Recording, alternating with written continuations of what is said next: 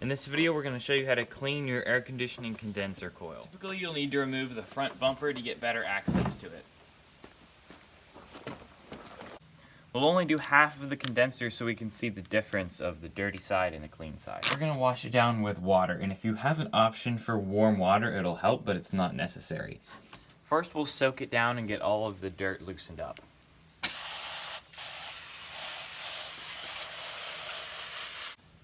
You can already see the water is just pulling this dirt out.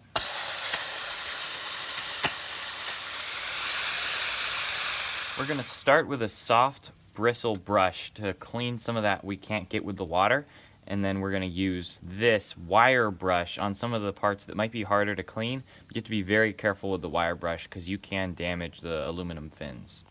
We're going to use some dish soap and water so we can really clean this. Whenever you're cleaning this, make sure you go in the direction of the fins. You don't want to go against them because these are really soft and they'd be easy to really mangle.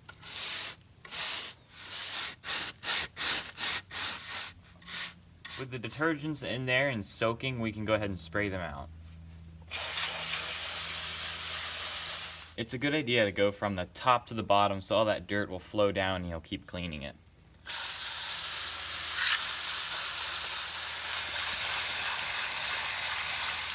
If you really need a deep clean and your condenser's in bad shape, you can use a wire brush and only going carefully in the direction that the fins are going.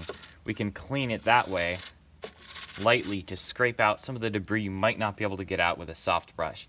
Typically, I don't like to use one of these, and if you can use the soft wire brush, you have a lot less of a risk of damaging the condenser. There's a lot of different aggressive cleaners that will clean, but if left on there, they can actually start to dissolve the aluminum. Sodium hydroxide will do a great job cleaning it, but if that gets left on there, it'll start deteriorating that aluminum. Soap and water with a brush is just the best way to safely clean it.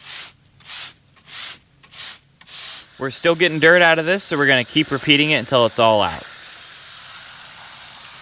This will also work on radiators or intercoolers for turbos. This one's really dirty and especially needs cleaned.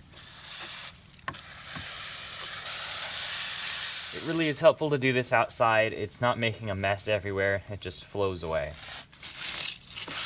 If you could clean both sides, that would be the best, but most of the debris is going to be built up on this side, and sometimes it's a lot of work to be able to pull this thing off. You might want to use a power washer whenever you're cleaning this, but a hose is much lower pressure and a lot safer. You can just get some of this detergent and let it soak for an hour, and let it soak in and get the hard to reach areas, and then when you spray it off, you're going to get more. This is a lot cleaner now.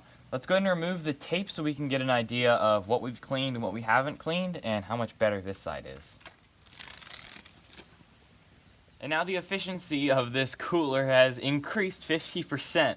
We still got a lot to do on this side, but you can see, I mean, this mud that was packed in there just all came out, and it looks a lot better on this side, and we got to do the same to this side. Now that this side is clean, I can't wait to fix this other side. It looks really bad.